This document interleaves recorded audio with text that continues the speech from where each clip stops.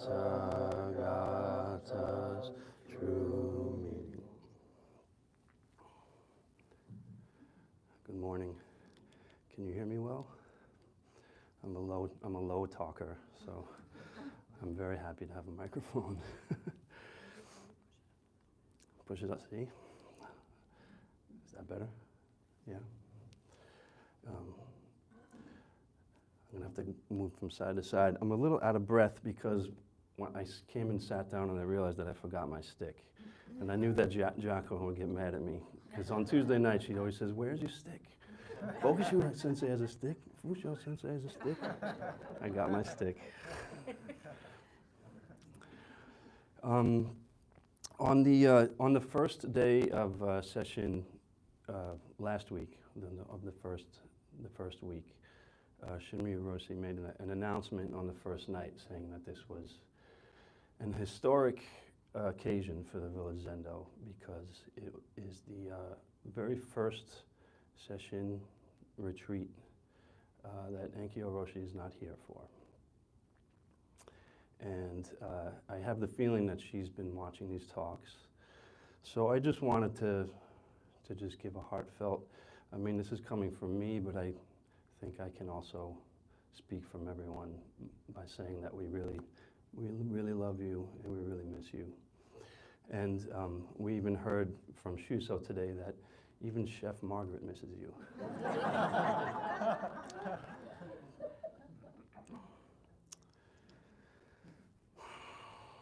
So here we are, day 5 of Sesshin. Do you know why you came here? Do you know why you are here? It's at this point, or maybe day 4, sometimes day 3, when I'm usually reminded why I'm here.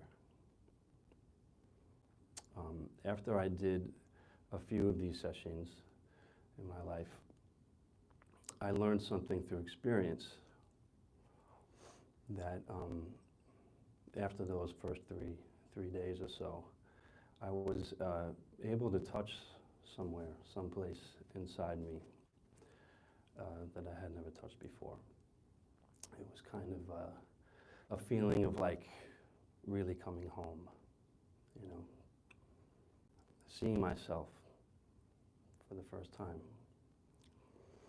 And so no matter how much resistance I feel to waking up at 5 o'clock in the morning or to sitting through pain in my knee this week, but back, I know that I'm going to get there.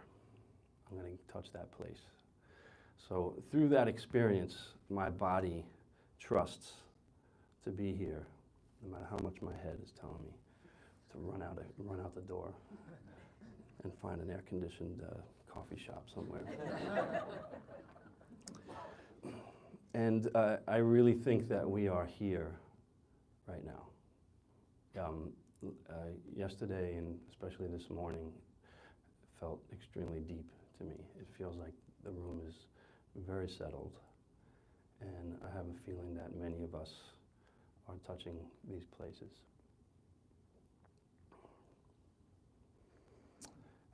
And at this point, when we start to go there, we start to become really, really open. Everything becomes more open. I'm thinking of the outdoor kinhen we had this morning. How vivid that the green was of the trees in the cloudy morning. How vividly the sound of the bird songs were to my ears. It felt like I'm just very open, able to take a lot in. And with that comes our hearts also. Our hearts start to really open. And sometimes that can be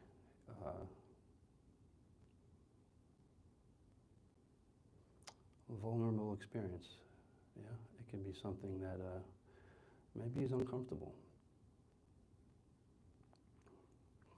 But I think it's from this place of being open, really open, that we can have a glimpse or an experience of the Heart Sutra. How can we possibly try to comprehend the meaning of the Heart Sutra with our minds? As Tokuyu Sensei reminded us yesterday, of all the times the word no is in the Heart Sutra. All the no's, including no mind. So how can we use this mind to make sense?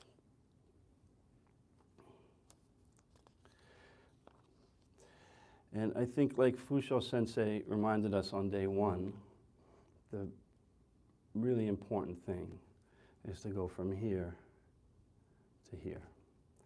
We have to bring everything into our body, into an experience, not into some kind of comprehension. And if we can allow ourselves to go into our body and experience our lives, we'll see that it is always there. I was thinking this morning while we were waiting for a service to start, and there was some problem with the charcoal or something. We were standing there for a while, right? Was it not there? Or what about when you're standing in front of the oryoki table, holding up your bowls, waiting for everybody to come into the room, just waiting for those clackers? Are you looking at the food and thinking about what it's going to taste like? Is your mind a few moments ahead of you? So I think in those moments of looking ahead, wherever your mind is, we miss it. Because it's always right here. And it's not only right in front of us, but it is us. And it's so easy to forget. Over and over again, we're reminded over and over again to be right here and right now, over and over. Why is that so difficult? Even after 5 days of Sesshin, sitting there like, God damn it.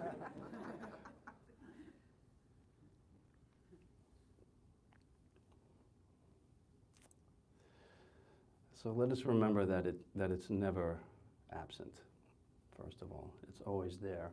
And when we do that, I think something, dare I say, magical can come out of those moments. When I was standing there waiting for service to start, I could tell something was going on over there, but it wasn't really my business. So I didn't need to look over there. Okay, it was going to take another minute or two, but that was another minute or two that I could be here and experience my life.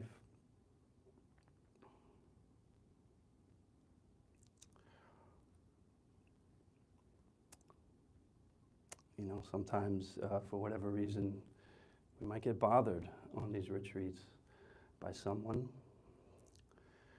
It tends to happen quite a lot. It's also there. It's also in that feeling. It's not only something that exists in pure moments, right? Another one of the no's is not pure.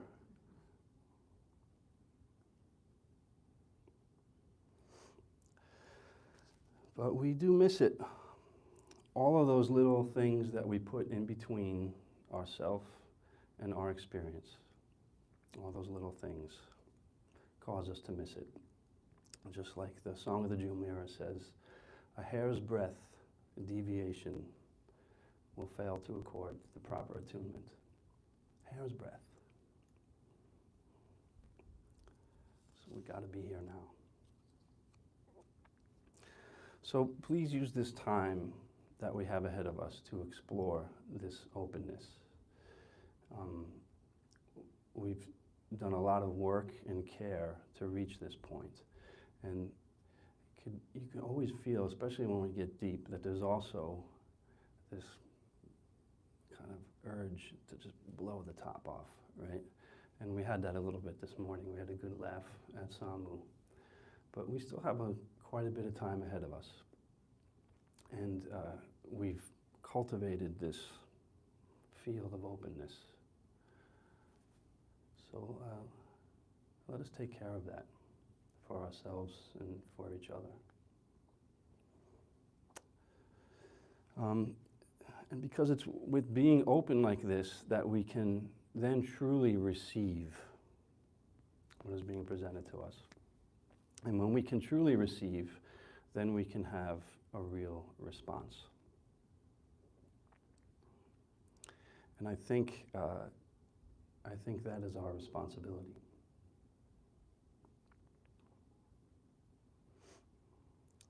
And it's also very hard to do because when we are open and allow ourselves to respond, then we are totally exposed in that moment. If you can really receive and then respond in the flow of that flashing needle, like Mukhe spoke about, right? It never stops.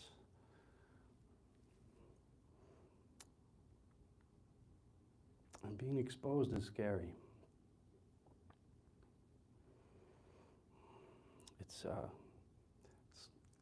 quite scary to be sitting up here. I feel very exposed right now. And I'll say that it is certainly a little scary. But allowing yourself to be exposed, to really be exposed, takes a measure of courage and confidence. And it's not a confidence that says, I'm great, puffing up your chest. It's a confidence that says, this is me. This is who I am. In all aspects, right? If we appreciate our lives, we have to appreciate our whole life, not just the parts that we like. Everything needs to be appreciated. And when we do that, we can be exposed. And I think everything about the Heart Sutra is about being exposed. There's nothing hidden, ever. We just miss it most of the time. Like Jisei reminded us, what you bring forth will set you free, and what you don't bring forth will destroy you. That made me think of a quote that I heard recently, of all people, Stephen Colbert. He said, I learned to love that which I most wished had not happened. Think about that. I learned to love that which I wished most had not happened.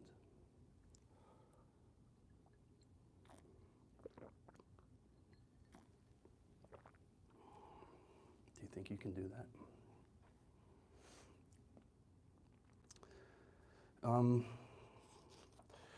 So how do we talk about the Heart Sutra? It's, like so many things in Zen, it's for the most part pretty futile to put words to any of this. One thing it made me think of was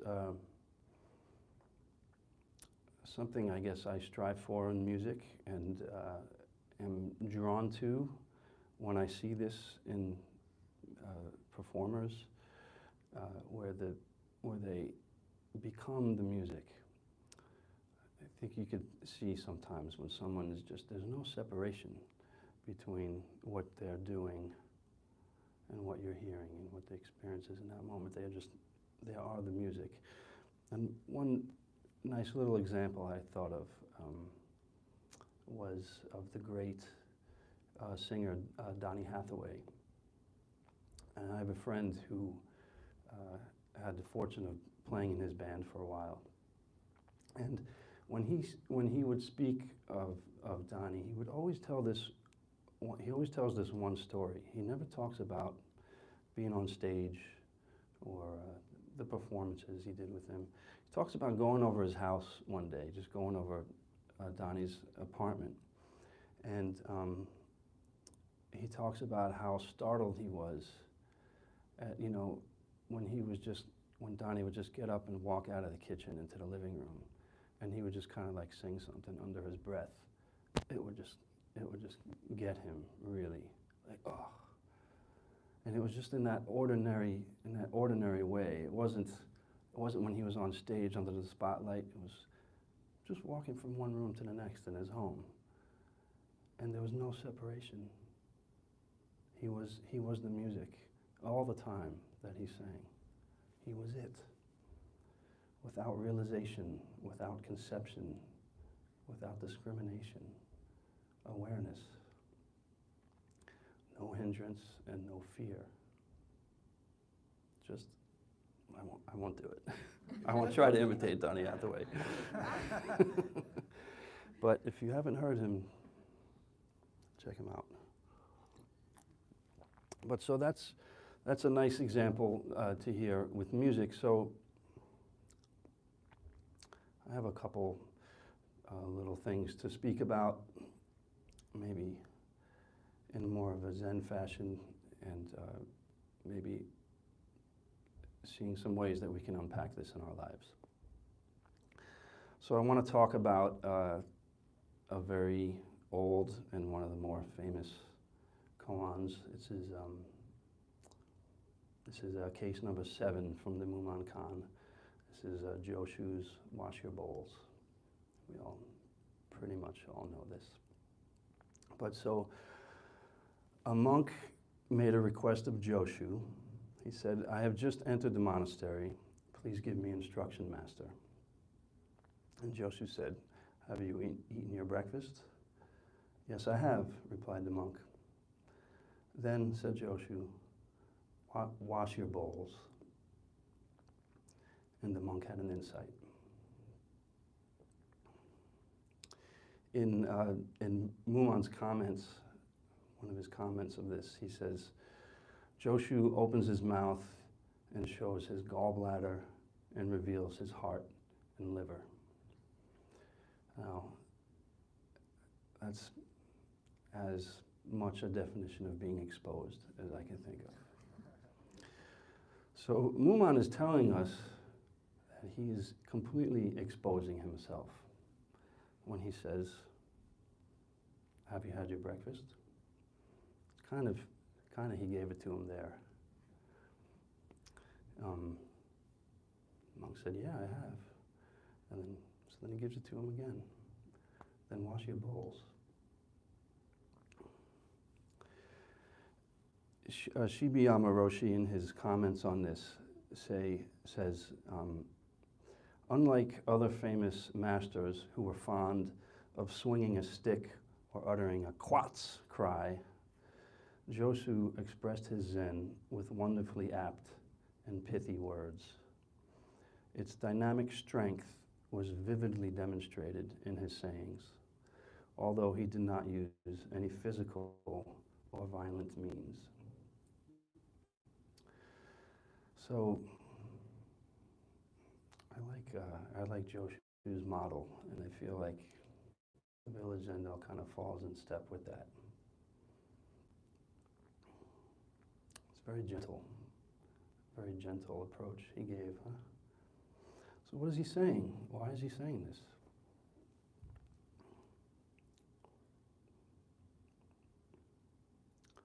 You just ate your breakfast. What's the next thing to do? Is it ever not there? Is it like I gotta wash my bowls so I can get back to it? I can wash my bowls so I can go do 100 bows or chant all the sutras. The sutras are in every act that we do, everything we do. So what else can he point to except what's here right now?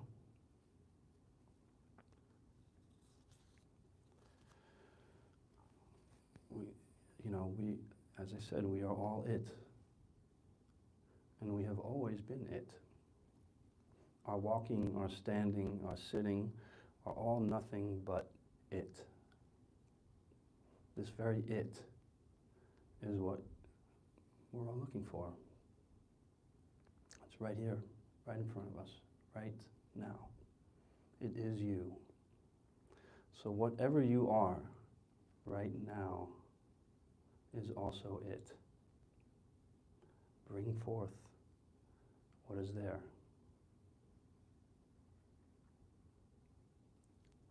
Whatever is there in you right now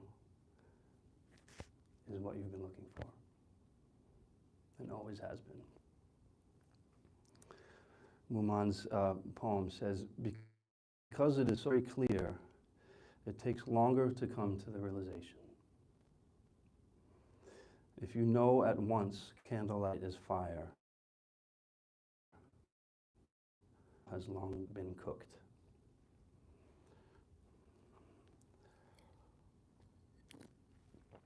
So, simple isn't easy. That's the first thing. Simple, I think, is the hardest thing. Being simple. Really being simple, not being, I don't know. I think of when I think of music, I think of a simple melody that is timeless. That is something that is like a 2-3 note melody that you can hear over and over and over again, and it gets you every time. It's really hard to do that. It's really hard to make a really good simple melody that is timeless. And Mumon is also criticizing this monk a little bit. I think he's questioning the monk's insight. He says, if you know at once candlelight is fire, the meal is long being cooked. So he's kind of saying that this monk is searching for fire with a candle. Right? And if you had known all along that this was a fire in your hands already, the meal would already have been cooked. So I would like to relate this koan to experience I had 2 years ago, almost exactly 2 years ago. It was at the Kimu's Shuso Hosen.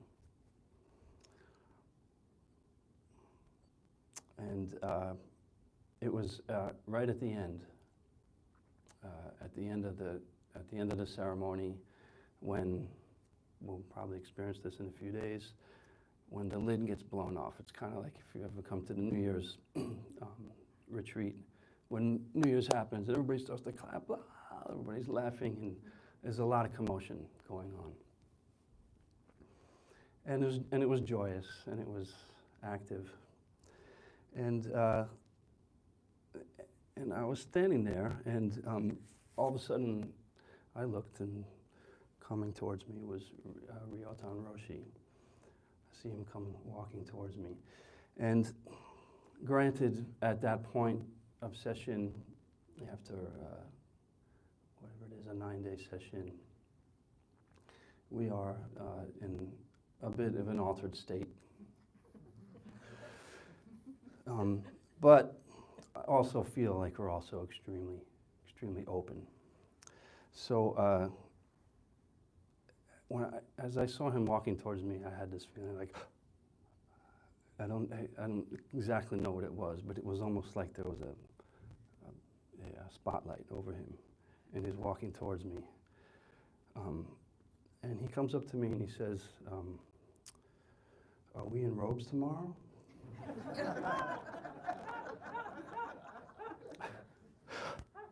And I don't know. I didn't, in that moment, I think I was open, so I was able to receive what was coming to me. But I froze. I wasn't really able to respond. I feel like in that moment I was like the monk looking for fire with a candlelight. And I don't think that it was anything that Rio actually realized, but I feel that he was completely exposed when he came over to me. In the midst of all the celebration, are we in robes tomorrow? It's the next thing. And as I said before, I think there's a type of courage and confidence that comes from that. And I wrote about this experience extensively in my journal. And there was something I wrote. I said, there's a courage there that I'm very afraid to touch, yet drawn to with a magnetic force. I see it as a deep, organic sense of confidence. Not a confidence that says I am great, but one that says this is me. And this is me is something I've always hidden in my life.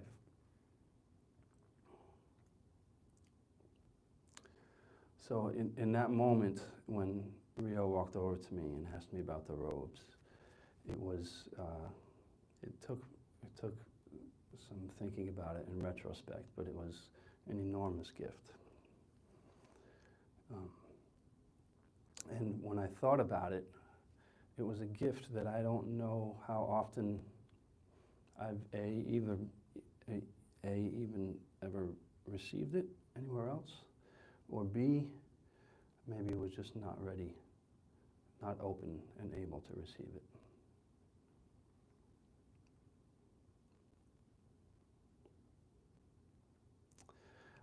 You know, just like the Heart Sutra, I think it is something that is always being given, whether we are open enough to receive it or respond to it or not. But it penetrated, for me, it was a deep penetration, that through all this activity and distraction, this clear beam just came over. Are we in robes tomorrow?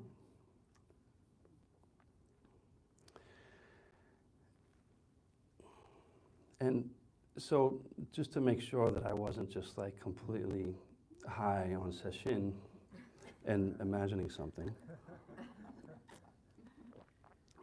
I wonder if you even remember this.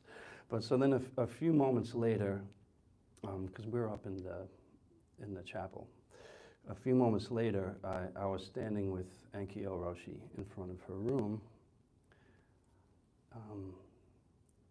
and I was asking her, what do you think, should we be in robes tomorrow? So we're talking about it. And just at that moment, Rio happened to be kind of walking by, so we called him over. And before we even said anything, Rio came over and Roshi took one look at his face and kind of did a double take. And immediately, she grabbed his face and said, "Oh, look at how beautiful you are." And gave him a kiss on the cheek and a huge hug.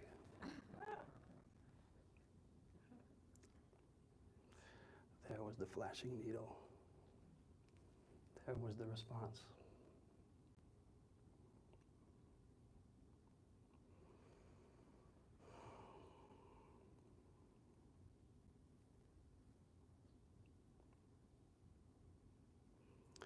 That was a very profound teaching. And I felt very fortunate to have been there. There was the authentic expression of being exposed that was received and then responded to.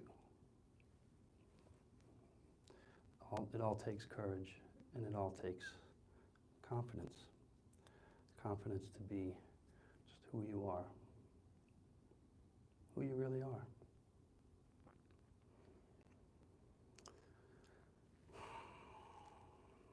So I guess the question I feel left with is, how can we do this? How can we be authentic in this world and receive and respond in a skillful way?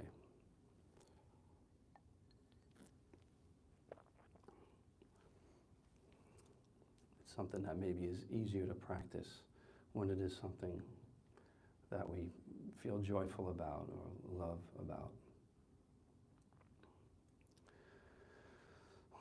But you know, we have been hearing all week about the endless suffering that's going on in the world. You know, oryoki means just enough. You know, so as I'm eating, I'm often thinking and just remembering that how mind-boggling it is that there are people starving right now. Last week when I was sick, I spent a couple days in bed, and I was lying in bed at one point and thinking, it's so nice that I have this bed with warm covers, and I can, even though I'm feeling terrible, I can be comfortable. You know, there's a lot of people in our country right now who are not afforded that. People who are law-abiding legal citizens, law-abiding citizens who are on their way to becoming legal, who all of a sudden the rug is pulled out from underneath them. And they find themselves in the swamps of Florida with no covers, no medicine. Why? So we have the precepts to help aid us through these difficulties, how to express anger skillfully. You know, anger is a very apt response sometimes, and we have to know how to use it and when not to use it. And something that that I find some solace in all of this unknowing and difficulty is the I Ching. I like to throw the I Ching every now and then, especially when I'm feeling really confused or really lost. And so I thought I'd throw an I Ching for this talk. And about an hour and a half ago, I threw this, and I was just, I find that if I am really sincere if I'm holding in my heart really sincerity when I'm throwing the coins, it always kind of shocks me how spot on the I Ching can be. And so this is what it said today. It said, what is required of us is that we quiet the demands of our egos for comprehensive answers to our questions about life. The I Ching teaches us not how to get from A to Z, but how to get from A to B, then from B to C, then C to D. The sage travels step by step, dealing always with what is immediately at hand, bringing complete focus and concentration to the moment. By doing the same, we fall into step with and receive the help of the creative power of the universe.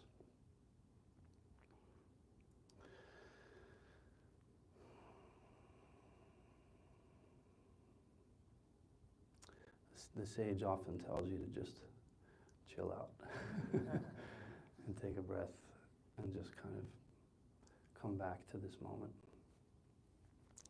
So as we move into these last few days of Sesshin, I want to really implore you to really, really take care of what we have cultivated here, because it is very, I feel it very vividly, and I feel that we have created this this feel of openness. And at this point, we still have almost 3 full days of Sesshin. And we could even go deeper. And I want to just kind of implore you to experiment going deeper by allowing yourself to get softer. The softer we are, the more intense we can get. I can tell you from playing piano that the most difficult things to play are the very soft phrases. That's what takes the most strength. So really allow yourself to soften into your zazen, soften into everything, into the schedule for the rest of the time. And don't let any moment pass. Don't let any hair's breadth pull you off. I'll leave you with a poem that was written in response to Joshu's Wash Your Bowls. Do not think the moon appears when the clouds are gone. All the time it has been there in the sky, so perfectly clear. Thank